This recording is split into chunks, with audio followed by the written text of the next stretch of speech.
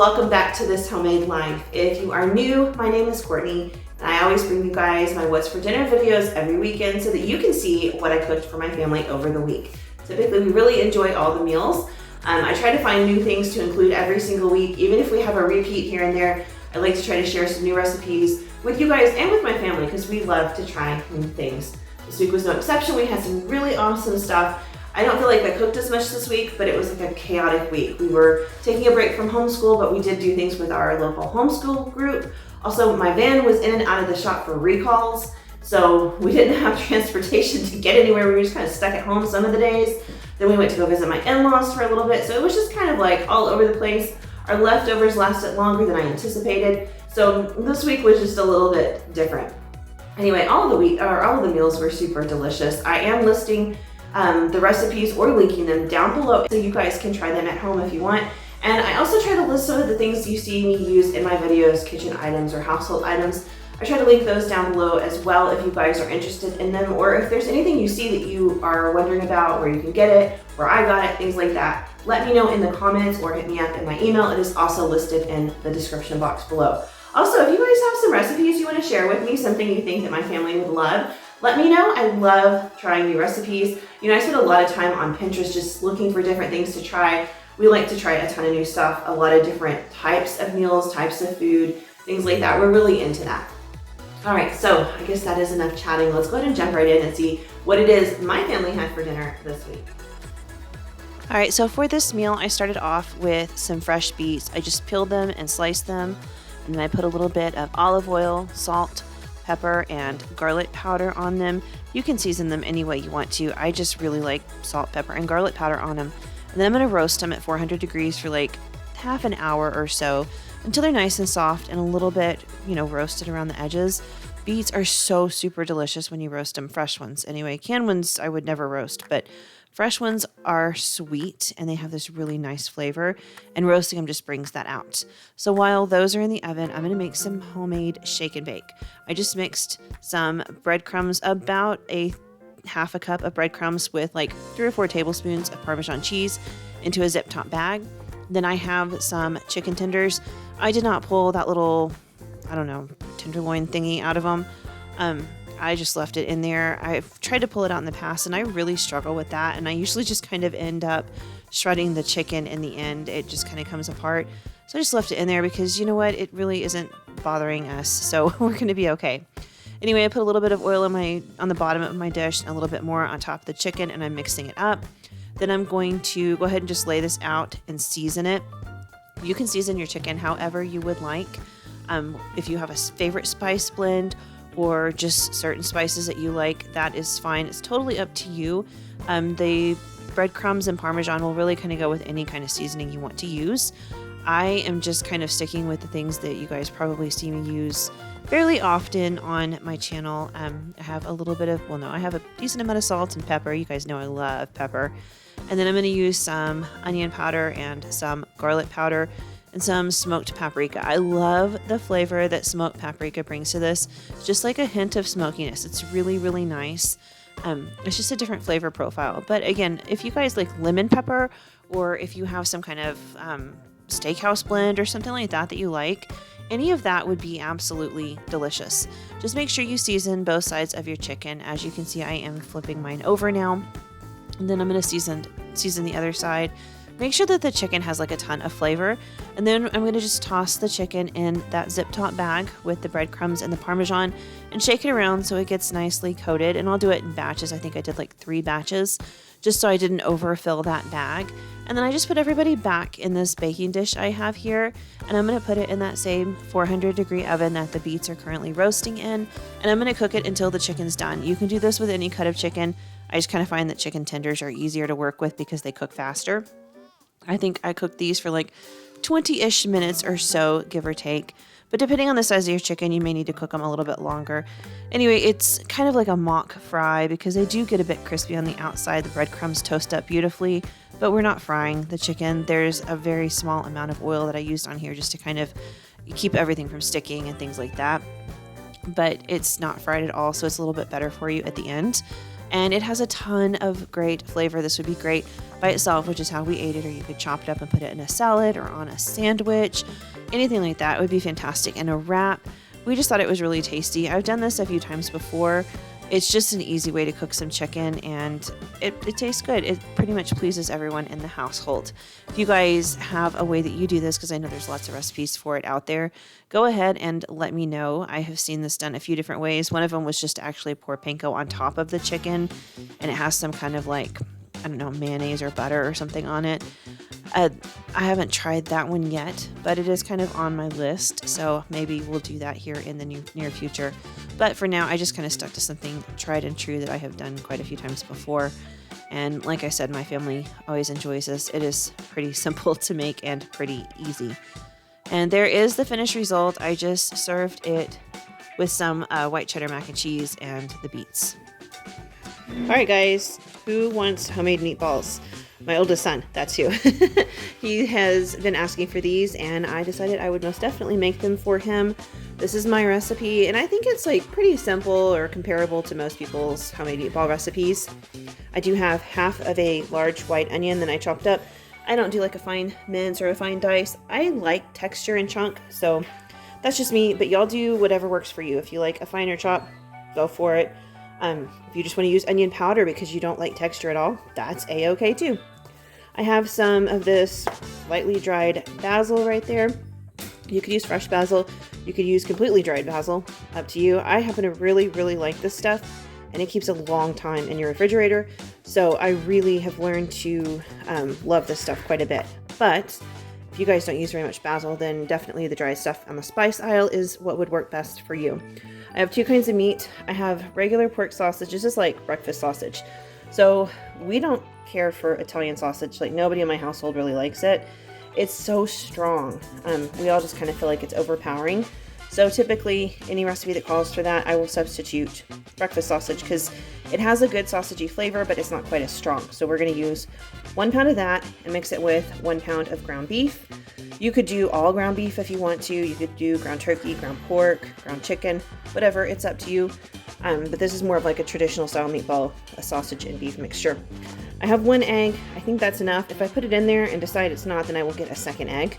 I have Parmesan cheese, Worcestershire sauce, minced garlic, breadcrumbs, salt, pepper, and Italian seasoning. Yes, I know I'm putting basil in, but I want a little hint of some of the other spices. I think this is like oregano and rosemary, thyme, sage. So lots of other stuff in there just to kind of add a little extra flavor. So let's get this all in a bowl and get to mixing. All right, in our bowl we have our sausage and our beef. So I'm gonna go ahead and start adding in the rest of the ingredients. I'm gonna start with garlic. I'm pretty heavy-handed with the garlic, but if you are not a lover of garlic, go lighter. Use garlic powder instead of fresh. I think, well, I mean, this isn't exactly fresh, but I think garlic like this just tastes better, fresh garlic or this kind. But if all you have is garlic powder, go for it. I've done that before and it is fine. We're gonna add that in. I'm gonna go ahead and add in my salt and my pepper. Sausage is pretty salty, so I'm probably gonna do about a good little pinch of salt there. And then of course you guys know I'm always heavy with pepper.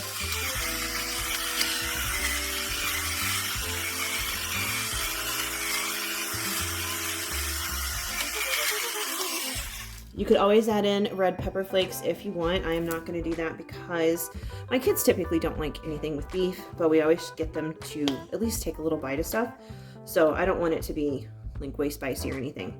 I'm going to add in a little bit of this Italian seasoning, just probably about 1/4 teaspoon, because I'm also going to be adding in the basil. I don't want to go too heavy, but I wanted a little bit of those other spices in there. So if you're doing fresh basil, let's see, I'd say, because I'm going to probably do about 1 tablespoon of dried, so I'd say do like 2 or 3 tablespoons of fresh basil, because the stuff is a bit more potent than the fresh. If you're using just completely dried, I'd say do like 1/2 teaspoon. If you love basil, do a whole one. That's fine too. All right, I'm going to add in some of this Worcestershire sauce. This just has like a really nice, well-rounded, beefy flavor, and it just kind of gives like a richness to this meatball. Did about 1 teaspoon of that, not too much. We're gonna do a little bit of Parmesan cheese. I am really running low on this.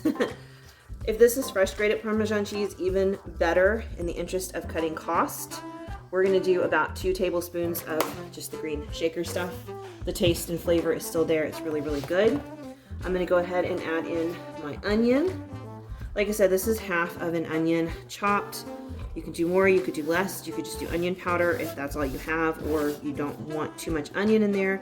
Really, that's up to you. I'm gonna go ahead and toss in my egg and then try to decide if I wanna put a second one in.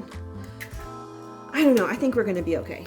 I do, I really do. There's gonna be a lot of grease coming out of the meat. I think this will be fine. I'm gonna add in probably about a 1/4 cup of breadcrumbs there. I'm using the Italian style, any kind would work, except I don't think I would use panko. No, I wouldn't use panko at all. All right, so I'm just gonna go in with my hands and I'm gonna start mixing and get this all incorporated.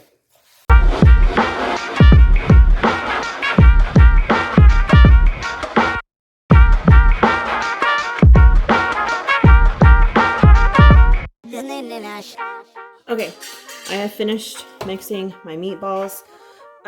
It was at this point I was going to tell you guys, these are great frozen, so you can freeze them in this state once you roll them into balls, or you can cook them and freeze them. That was actually what I was going to do. I'm making quite a few, but my husband just called to let me know that he has a work dinner tomorrow, so now I'm just making enough to have leftovers. We'll eat this 2 nights in a row. Do you guys do leftovers? I love leftovers just because I can cook once and eat twice, and it makes night number 2 so much easier. As far as size goes, doing whatever size you want. If you want a giant meatball, you just go right for it. If that's what you like, you do it. If it makes you happy, that is fine. For me, I like a 2-biter. I think I said this last time I made meatballs. I really do like a 2-biter. I just think it's a great size. Whatever you do, just make sure your meatballs are all roughly the same size so that they all cook at pretty much the same time.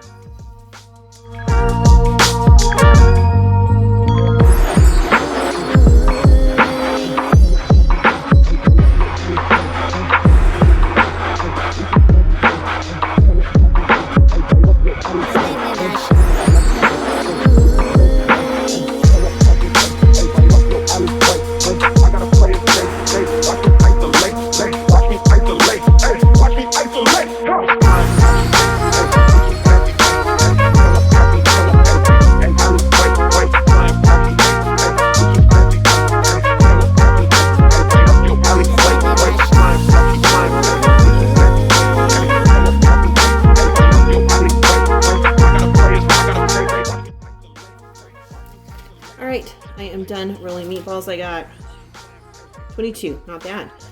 What I'm going to do now is just place these in a 400-degree oven and cook them till they're done. These are probably going to take like 20-25 minutes. If yours are bigger, they'll take longer. If they're smaller, they'll be faster. If you want, you could always sear them on the stove top, which is perfectly fine. This is just easier because I can put them in the oven and not have to worry about it. But if you feel like being in the kitchen, you feel like cooking, it doesn't bother you, whatever, feel free to cook them on the stovetop. They'll get a sear, they'll be beautiful. If I feel like mine are not browning enough in there, I will turn on the broiler and they'll brown a bit on the outside, but I think they'll do just fine. There's the end result. This was delicious. Spaghetti and meatballs is always delicious, though. We always enjoy it. All right, so I'm going to put a pork loin roast into my slow cooker today, and I'm making a marinade I found online. I will link it down below. I've got some orange juice and some lime juice.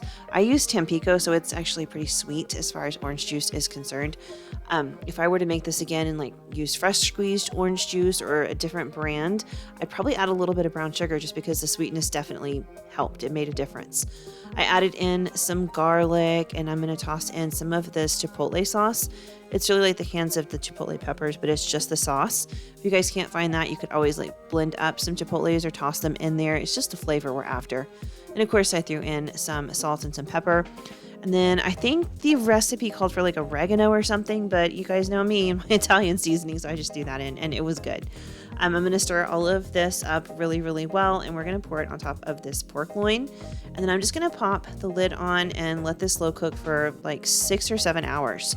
It just fell apart. It was so tender. I mean, absolutely ridiculously tender. I could not believe it. This is probably the best cut of pork I've ever cooked like this in the slow cooker. It was just so tender. It did have a lot of juice left in the bottom, which is perfect. So I went ahead and just made a cornstarch slurry, equal parts cornstarch and water, and mixed that in just to kind of thicken it up a little bit so it would stick to the meat a little bit more. For tonight, I'm going to use this to make a Cuban sandwich. So I do have a loaf of French bread there, and I just kind of cut off a sandwich-sized amount and sliced it in half. I'm going to put some mustard. I'm using grainy brown mustard. You could use whatever kind you have on hand. I just like this one better. And I'm going to mix in just a little bit of mayonnaise because I like it that way. I don't think you actually have to do that on a regular Cuban sandwich. It's just something I do for me. Anyway, I'm going to make sure that both pieces of the bread are coated nicely, and then we're going to top it with cheese. The traditional way to make a Cuban sandwich, and I will try to link a recipe for that below, but you're supposed to use Swiss cheese. I didn't have any. I thought I did, but I didn't. But I do have Havarti, which was really fantastic. So I went ahead and just put a couple of slices of Havarti cheese on here, and it melts beautifully. So this is a really great cheese to use on these sandwiches because we are going to toast it. Then on top of that, I went ahead and spread out a decent amount of that pork that I just made in the slow cooker. As you can tell, it must smell fantastic because dogs, yeah, they really, really wanted some. And then on top of that, we're going to put some bacon. I just cooked this in the oven, just regular bacon. And I'm just going to put like a piece and a half, just torn in half on top of there. And then on top of that, we're going to put pickles. I have those big, thick sliced pickles that they slice long ways. You can put whatever kind you want, but it's still pickles. And I'm just going to smush it together because we are going to cook this kind of like a panini. I don't have a panini press anymore, so I'm going to kind of do it by hand. But basically, I just put some butter on the bottom of that skillet, and then I'm just smushing it down, as you can see, like just pushing down on it. And I do that a few times while I'm cooking it, and then we'll flip it over and do the same thing on the other side. Of course, I had to use my spatula on the other side because it was hot once I flipped it. But it's beautifully toasted on the outside. The cheese is melty and gooey on the inside. Everything's heated all the way through. It's really got a lot of flavors going on. This is definitely a spectacular sandwich. If you've not tried it, I can't recommend it enough. Anytime you have some regular pulled pork like this, it's a great time to make it. And you can make a number of dishes. But there is the sandwich. As you can see, toasted. The juices kind of leaked into the bread, which was beautiful. So much flavor. It didn't fall apart because we were toasting it. You can see the pickle in there. There's bacon, my mustard, my mayonnaise. This just has a lot of flavor. It's so delicious. I will again link the pork recipe down below so you guys can try this one at home. All right, guys, it is the last night of dinner this week. I feel like I've cheated everything. This week has been so easy on dinners. I mean, I'm not complaining, but you know, it just almost feels like a cheat. Anyway, this is what I have out on the counter. I've got lettuce, sour cream, some more of this pork that I made the other night, avocados, black beans, white rice, salsa, and then back here I have this mild white cheddar cheese. I hadn't seen this before, so I grabbed it, but I also have just regular plain shredded cheddar in the fridge if somebody does not want this. Can you guess what we're making? Burrito bowls. It's just burrito bowls. This pork is so good though, and it could do so many things like barbecue sandwiches, like pulled pork style. It could be tacos or burritos, smothered burritos, enchiladas, this particular salad, nachos. It'd probably be really good in like a soup or a stew or something if you really wanted to go that far with it. But I had all this stuff in my fridge, so I cook rice a lot. We eat a lot of plain white rice, so I just happen to have some in the fridge. I had beans on hand. I've got avocados on hand. I always have salsa on hand. I always have shredded lettuce. And I just thought, gonna be burrito bowls. So I'm just gonna put all of this stuff, well, I'm gonna heat it up first. Then I'm gonna make a burrito bowl with it, and I will show you guys the finished product. I got everything on there except for the salsa. I don't know that I'm gonna have any cheese.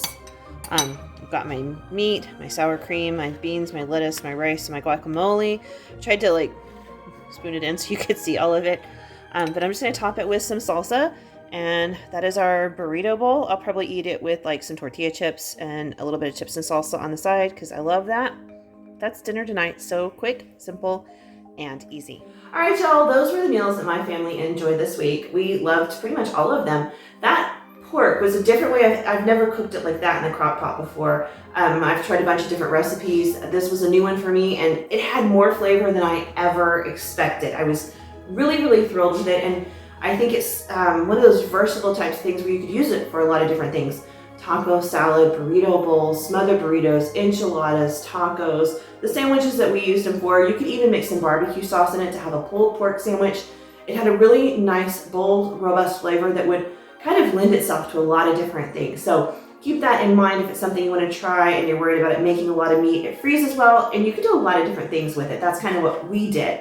I did use a smaller pork loin this time. Next time I might use a bigger one so I can freeze some or just kind of eat on it throughout the week. I'm not sure, but it was really delicious. I hope you guys enjoyed all the meals I shared with you this week, and I hope you guys have a wonderful week this week. I will see you back here on Tuesday. Bye, guys.